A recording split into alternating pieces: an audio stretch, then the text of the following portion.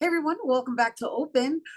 So, Urban Words Poet Laureate program. It's a program that aims to identify young writers and leaders committed to creating change through civic engagement and poetic excellence. And our next guest is a Bronx native student and an organizer who advocates for educational equity and social justice across New York City. Everyone, please welcome 2023 NYC Youth Poet Laureate, Stephanie Pacheco. Hello, welcome. Hi, thank you so much for having me. Oh, thank you for being here. How has that been for you coming into this new year wearing such a title? I mean, congratulations on that too. Thank you so much. It has been amazing. It is such an immense honor to have a title like this, and to be walking in the footsteps of absolute legends in urban word and in the entire poetry community. I am just delighted, and it is never lost on me the great honor that it is. So walk us through the program because I understand that this is a program that occurs in the fall and that there's like 15 finalists that are selected from a pool of applications to join, and then you have to go through these workshops. So what does that look like? So, the New York City Youth Poet Laureate program is again hosted by Urban Word, and it's a couple of rounds of applications.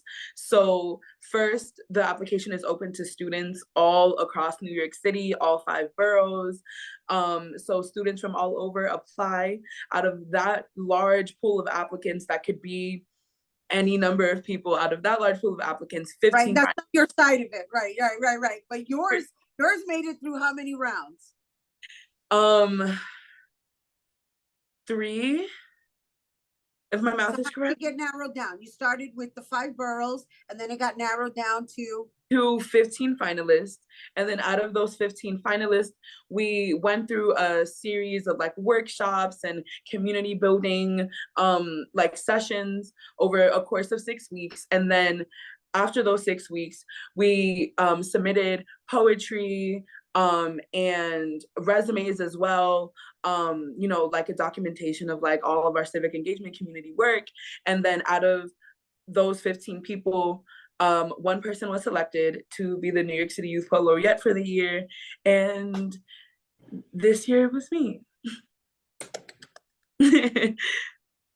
So you mentioned civic engagement, and so what kind of role does that play in the decision making, and what kind of civic engagement did you choose to partake in? Yes, so civic engagement can mean anything. Like it's voter registration, it's volunteering at your local community fridge, it's leading the Black Student Union at school. Like civic engagement can mean so many different things. For me, I did a lot of like educational equity organizing throughout my time in high school. I was involved in different youth organizations across the city that were just mobilizing students to fight for resource equity, to fight for more funding in our schools. So I was doing a lot of work there. And then also just like mutual aid is really important to me. So I would, be volunteering with different folks across the city, handing out food to people and just supporting community.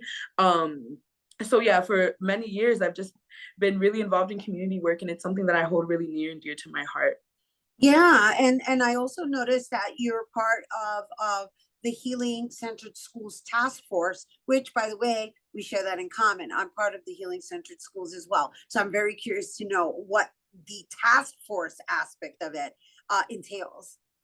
Yes, so the task force was just a group of young people that were already in community with the folks at the Healing Center schools, like community group, and they're like, we need young people to be taking the lead in this, and we need young people that are dedicated to their communities, but also have ideas of like how to push forward these policies to center our schools around healing. So I love all the folks over there. Love Rashida. Love all of them. Rashida too. She's our leader. She's our leader. She's so our leader. um, Love it. yes, Shout out to that's why I was Rashida. supporting Yes. Yeah. Hmm. So now, from your perspective, in being the NYC Youth Poet Laureate, how are you contributing through your words, right? Because I mean, that's what you do. Um, so I believe that poetry has always been just a way for people to dream. I believe that like in movements for change, everybody plays a role. And I think the role of poets is in helping people imagine the world that we're fighting for. You know, imagine what it would look like to have schools that have books for all their children and have resources for all their children to help paint the picture with words. So that's what I hope to always be doing with my poetry, is just to paint the picture so we can all dream of a better place for ourselves, for our students, for our future.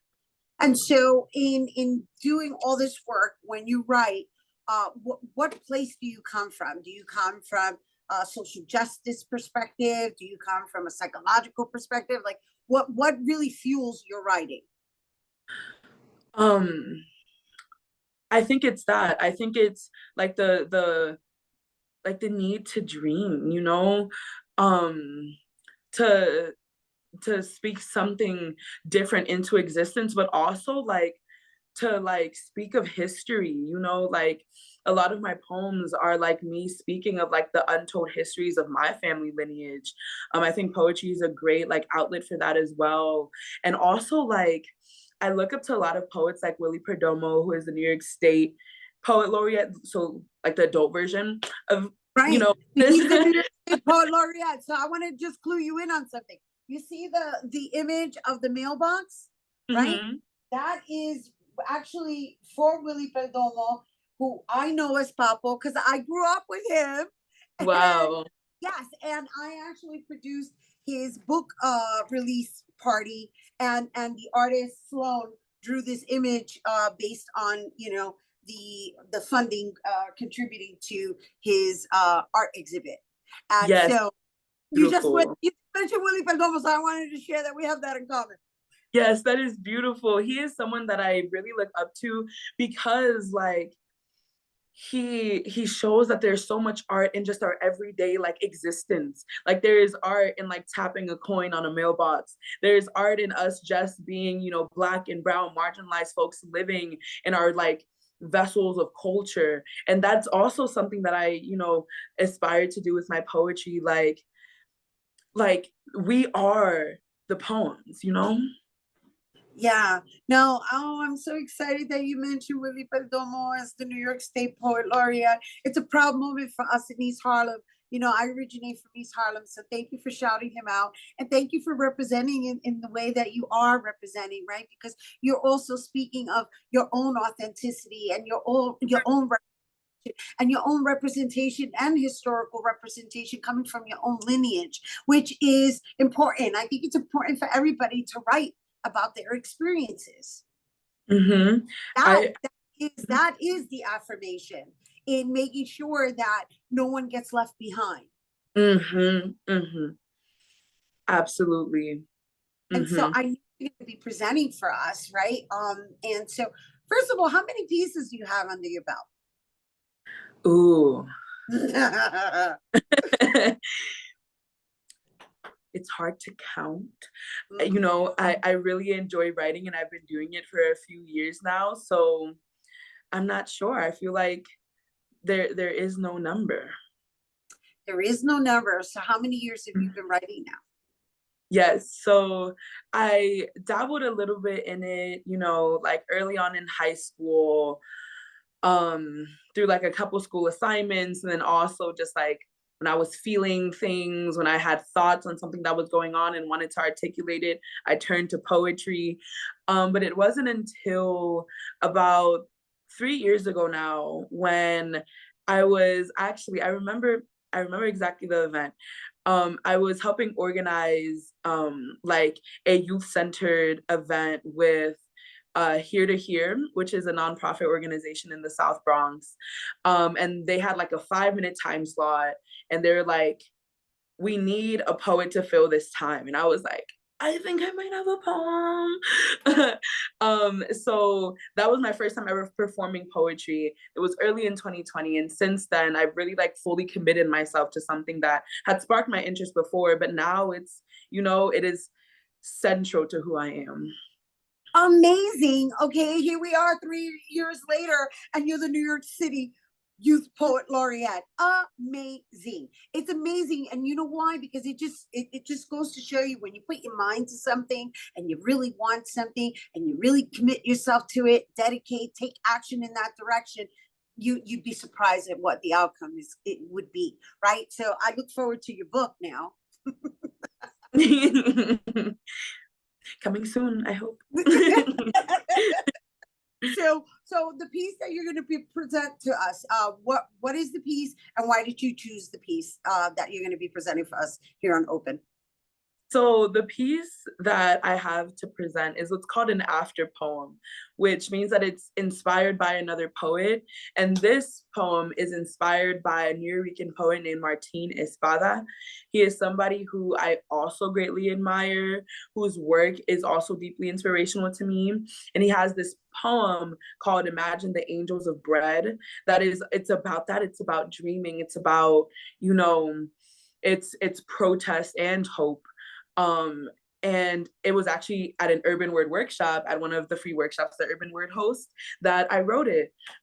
We were invited to dream about what a different world would look like for our communities using the structure that Martin Espada created in his poem. So that's kind of like the vessel that I used to make that story flow. And it is now the poem that I love sharing with people, and also honoring the legacy that a poet like him has created for young poets like me. It's generational too. So, and what's the title? The title of his poem is Imagine the Angels of Bread, and mine I call This Is the Year. This is the year? Mm-hmm. This is the year. Well, apparently it is for you. Everyone, Stephanie Pacheco. And bueno, thank you so much for your time and for breaking it all down for us the way you have. It's been an absolute delight. You guys don't go anywhere, because when we return, Stephanie is going to perform This Is the Year when we return from the break.